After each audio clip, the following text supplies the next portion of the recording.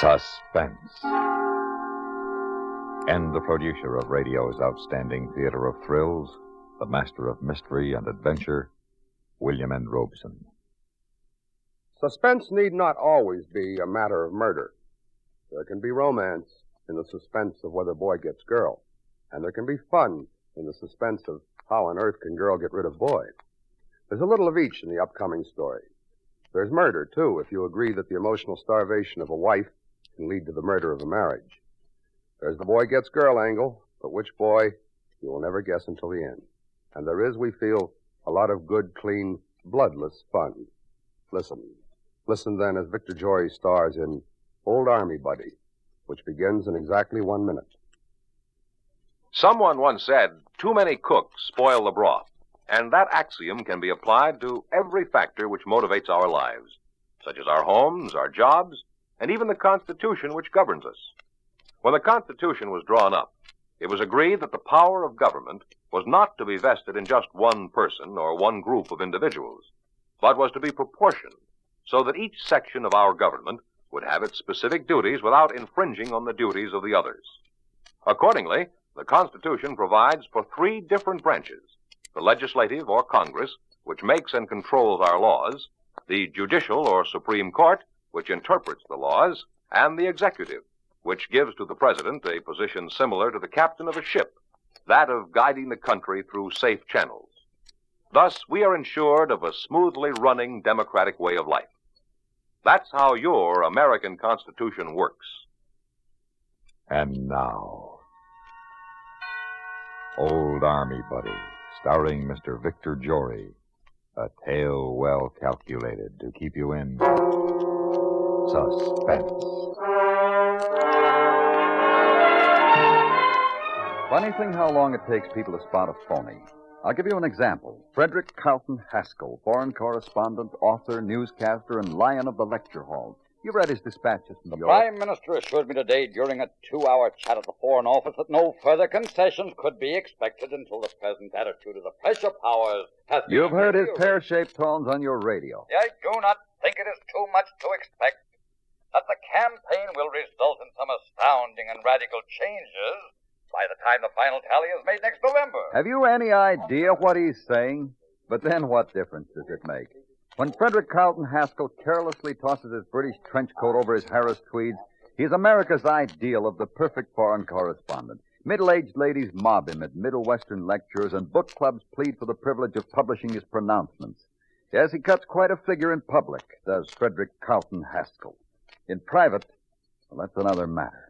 Those of us who, for one reason or another, have been close to him for enough years have seen through him for a long, long time. I, for one, and his lovely wife, Anne, for another. In the Shadow of the Kremlin by Frederick Carlton Haskell. Dedication. To my wife, without whose steadfast devotion, inspiring confidence and daily concern, these pages could not have been written. Preface. Fred. At the outset, I wish to make it clear that during Fred, I want to talk to you. Later, Anne, I've just started to dictate my new book. Fred, what I've got to say is more important than the new book. Nothing is more important, Anne. For the man best qualified to bring you a complete and unbiased report of the conditions today in the shadow of the Kremlin. What took so long, Fred? Uh-huh. We spent only 6 days in Paris for In the Shadow of the Eiffel Tower. In the Shadow of Big Ben took only 3 days in London. Well, the Soviet picture is vastly more complicated. I had to give it at least 10 days. When did your plane get in? 4:30 this morning. Visible trip, headwinds all the way, made all the stops. Shannon, Iceland, Gander. Why didn't you let me know when you got home? No sense of waking you up at 6 o'clock in the morning, and anyway, I wanted to get started on this piece while the impressions were still fresh in my mind. I've got a deadline to meet, Oh, well, I know. Have to keep going, Stand still and you start going backwards. Well, you've got to stand still for this, Fred. I want a divorce. You want...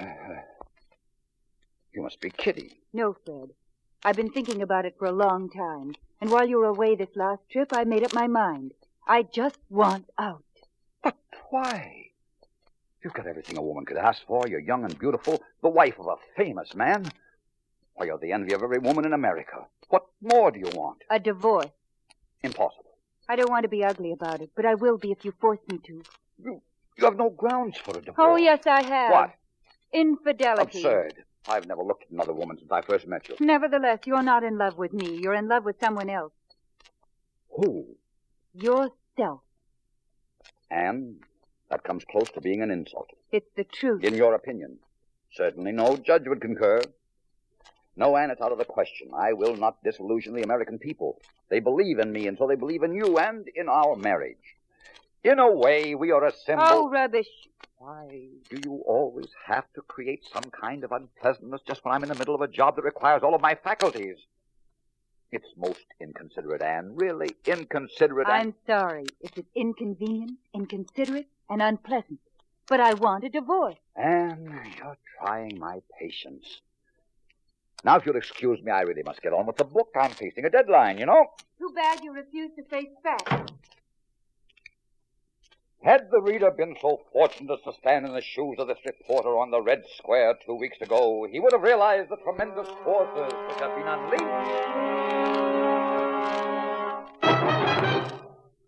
The second act of Suspense continues in 1 minute. You know, it wasn't much more than 100 years ago that the fastest anyone could travel was at the speed of a running horse. But today we're seriously talking about going to the moon at 25,000 miles per hour. And during the same 100 years or so, we've grown from the first crude telegraph to television. Now, this increased speed in transportation and communication has changed almost everything in our world, including the cabinet of the United States. For example, up to World War II, there wasn't any reason why the War and Navy Department shouldn't be directly responsible to the President. But today we find we need unified commands and more closely knit integration of military activities. So our Department of Defense was born, creating a new cabinet post to coordinate and execute the overall general policies relating to the armed forces, and the Secretary of Defense became the representative to the President for the Secretary of the Army, the Secretary of the Navy, and the Secretary of the Air Force. And now, we continue with Act 2 of Old Army Buddy, starring Victor Jory. A tale well calculated to keep you in suspense.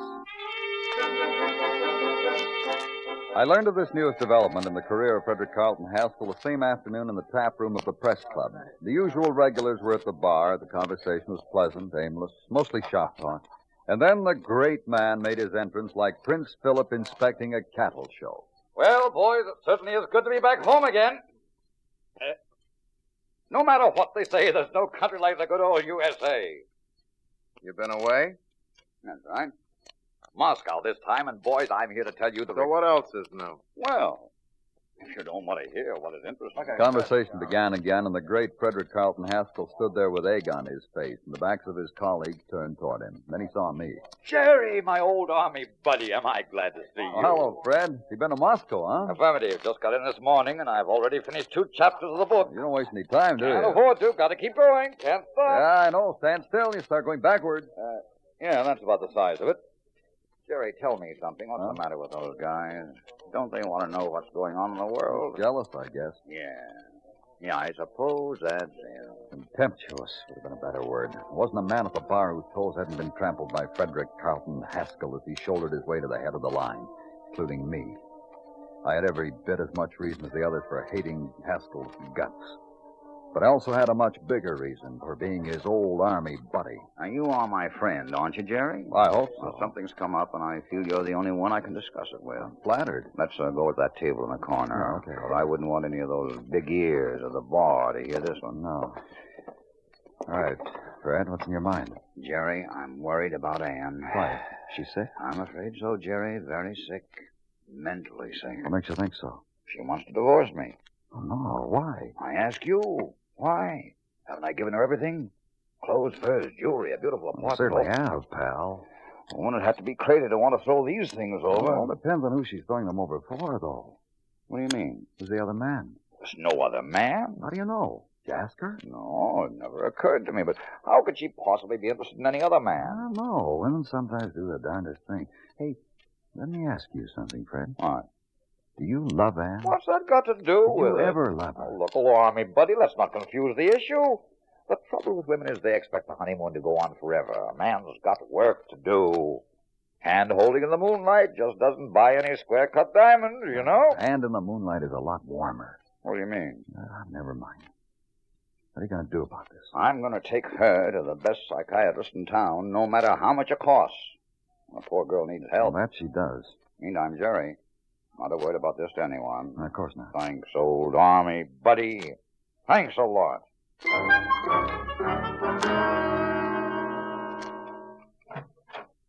That you, Fred? Yes, Anne? Will you be home for dinner? Yes, but I'll have to work. Just have Stella bring me a tray in the study. All right. However, before I get back to the desk, Yes? I've been thinking about our conversation this morning, and I've come to some conclusions. Yes, Fred? I've made an appointment for you tomorrow with Dr. Zlotny, The psychiatrist? best man in New York. Oh! What's so funny? Oh, your conclusion. You think I'm crazy. Well, now, hardly that. Let's just say that you're disturbed.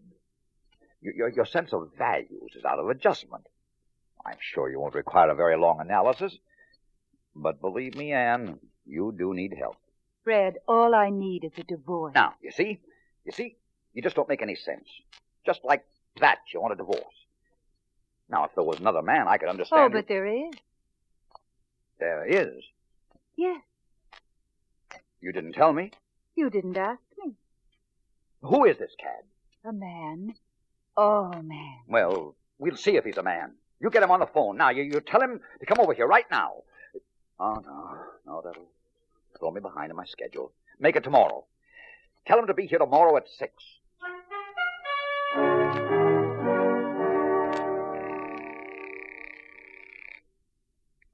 Hello? Hello, Jerry. This is your old Army buddy. Well, hello, Fred. Well, pal, you were right. About what? And there is another man. Who is it? She refused to tell me. But I have ordered her to have him here tomorrow night at 6 o'clock. You think that's wise, Fred? Of course it's wise. When she sees the two of us together in the same room, what chance will the poor idiot have? He's probably some crew-cut Madison Avenue type, or a Hollywood actor with long eyelashes. I'm not afraid of competition, Jerry. Never was. I'll make an idiot out of the idiot. This I'd like to see. Well, come on over then. It's all in the family, and you're part of the family, old Army buddy.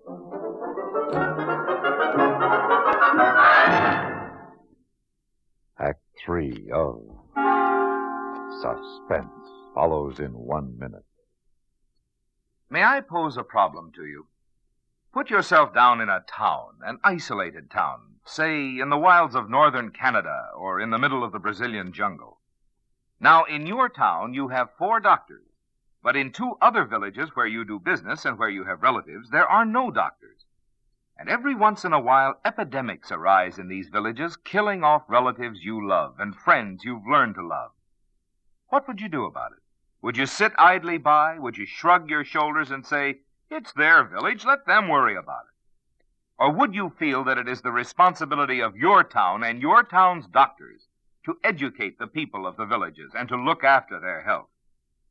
If it were left up to you, wouldn't you do your best to form some organization that would take steps to save the people of these villages? Of course you would. It would be the only humane thing to do. That is what the World Health Organization is trying to do throughout the world. It is an agency of the United Nations, which is man's best hope for the world's health, peace, and justice. And now, we continue with Act 3 of Old Army Buddy, starring Victor Jory. A tale well calculated to keep you in suspense. The following evening, I witnessed the historic meeting between the great Frederick Carlton Haskell and the man who had stolen his wife's love. Whatever Freddie was expecting, it certainly wasn't this. A tall Texan going to fat, his sparse hair plastered across his bald pate, his hands as big as hams, his face as flat as Pecos County. The letters J.E.B. were stitched in red on the sides of his expensive black cowboy boots.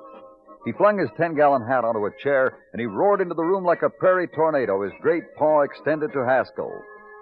Tolliver's the name, J. Stewart Tolliver. Most folks call me Jeb, after Jeb Stewart. Yeah, my grandpappy served with old Jeb when he whomped you Yankees at Chancellorsville. That's how I come by the name. Didn't catch yours, friend. Frederick Carlton Haskell. Oh, you must be Annie Pooh's husband. I am. Well, I gotta congratulate you, Freddie. That's quite a little lady you have there. Quite a piece of work. Well, And, Jeb, dear, this is our friend, Mr. Davis. Well, glad to meet you, Mr. Tolliver. Oh, call me Jeb, son. Folks all call me Jeb. What's your handle, Mr. Davis? Jeb? Jerry. Oh. Well, last name like Davis, the first name's gotta be Jefferson. I'm sorry. Well, no matter. Time folks forgot the trouble between the states. Would do if you Yankees wasn't always bringing it up. Yeah, Annie Pooh sugar? Yes, Jeb. I'm as dry as the Rio Grande in flight time. You got something I What'll could you whip have, up? darling? Say, how about just a little drinking whiskey and branch water? Jerry? I'll have scotch and soda. Fred? I don't feel like anything right now. Thank you. Well, now, let's all set a spell and get down to business. What say? Well, I guess Annie Suggs told you I'm fixing to marry up with her as soon as she's divorced. She told me. Good. Then it's all settled. Nothing's settled, Mr. Tolliver. Oh, just call me Jeb, Freddie. I said, Mr. Tolliver, nothing's settled. Well, now, ain't that a crying shame? Maybe you don't understand how unhappy this little lady is, Freddie. And when little old Annie Pooh is unhappy, I'm unhappy.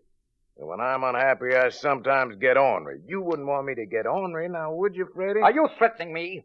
Well, now, you just interpret my remarks any way you like to, son. I see no reason. Boys, let's keep our temper.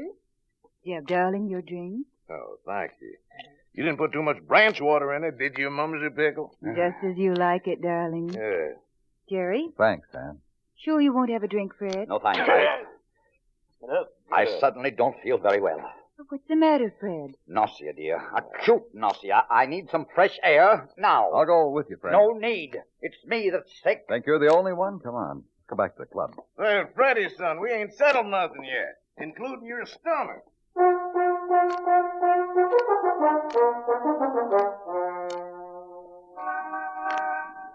Monstrous. There's no other word for it. Want to walk, or should we take a cab? Walk it off. Think it out. Okay. After all I've done for her, all I've given her, there can only be one explanation. She must be out of her mind. Mad.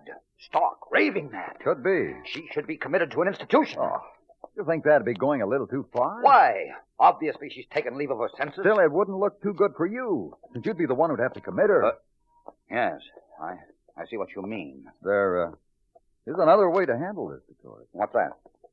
Just give her the divorce. And make myself a laughing stock from coast to coast? On the contrary, make her the laughing stock. I don't follow you. Look, Fred, if she'd fallen for a good-looking guy younger than you, if she'd lost her head to a movie actor, say, or to another newsman like Worthington Davenport. Heaven forbid. Exactly. Then you would be a laughing stock.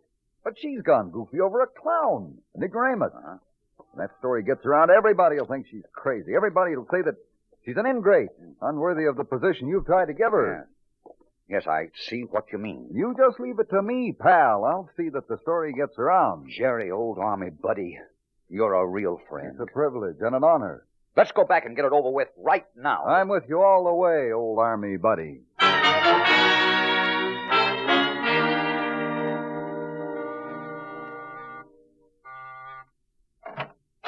Why, Fred, I thought that you'd gone... That you, Freddie boy? Got your stomach settled yet? Now, you just take a glass of this drinking whiskey. She'll be settled for good. She's settled for good, Mr. Tolliver. Oh, shucks, Freddie. When you gonna start calling me Jeb? Folks all do. Mr. Tolliver, I have decided to give Anne the divorce. Oh, Fred, I could almost kiss That you. won't be necessary, dear. Now, that's the best news I heard since Yellow Rose number 3 come in the gusher. Now, you come on over here and snuggle up to Pappy, sweet me. Please spare me the prenuptial spectacle. There are a couple of details to be gone over, and then I'll be on my way. Where are you going? It has occurred to me that I might effectively expand the scope of my new book by including a definitive evaluation of the Iron Curtain countries. I shall be away at least 6 weeks, during which time I assume you will be residing in Reno. You're so thoughtful sometimes, Fred. Naturally, under the circumstances, Anne, you wouldn't expect any alimony or property settlement. Naturally. Shucks, Freddie, don't you fret about money. I'm taking care of little old Annie Pooh from here on down the trail. Well, I guess that covers everything. There's a plane out of Idlewild for Warsaw in an hour and a half. I can just make it. But you got to pack. I'll pick up the bag I keep at the club for emergencies. Well, goodbye, Anne. Goodbye, Fred. And thanks. There's nothing to thank me for. You brought this on yourself. Now mind, Freddie, you ever get down Waco way, you be sure to drop in on little old Sugar Pie and me. That's very doubtful, Mr. Tolliver. My work concerns itself only with the more civilized parts of the world. You coming, Jerry? Not yet, Fred. I feel badly in need of a drink. Very well. Thanks for everything, old Army buddy.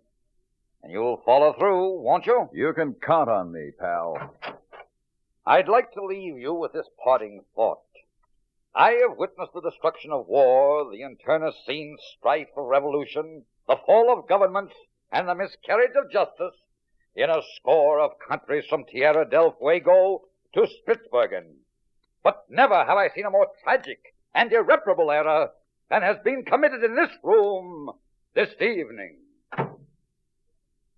Well, I'll be hornswoggled. I'll rope me for a longhorn maverick. Just what in the world did all them big words mean? Oh, you were wonderful, Harry. Oh, boy. Thanks, Jerry. It was your greatest performance. Well, how could I help it? Look at my audience. Oh, come here, darling. Oh, Jerry, at last. I hate to change the subject, friends, but West of Rimrock goes on over Channel 14 in less than an hour, and the sponsor isn't going to like it if old Sheriff Saul is late. Oh, I'm sorry, Harry. I forgot all about you. That figures. How much do I owe you? Well, Actors' Equity doesn't cover this kind of a performance. Well, how about $100? Should be sufficiently over scale. Here you are. I'd make it 1,000 if I could. It was worth it. Oh, thanks a lot, Jerry. Well, I gotta be moseying along now, ma'am, but before I go, I want to wish you and your young feller as much happiness as old Paint and I have known together. And if you ever get down Waco way, like I... So long, kid. So long, Harry. Bye. Oh, darling. Oh, my dearest. Darling. Is there a plane for Reno tonight? Dozens of them. So who wants to hurry?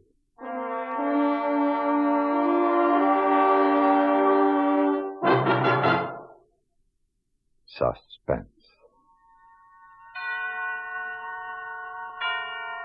In which Victor Jory starred in Old Army Buddy, written and produced by William N. Robson, and based upon a story by William Keneally. Listen. Listen again next week when we return with another tale well calculated to keep you in suspense. Supporting Mr. Jory and Old Army Buddy were Ellen Morgan, Larry Thor, and Paul Freed.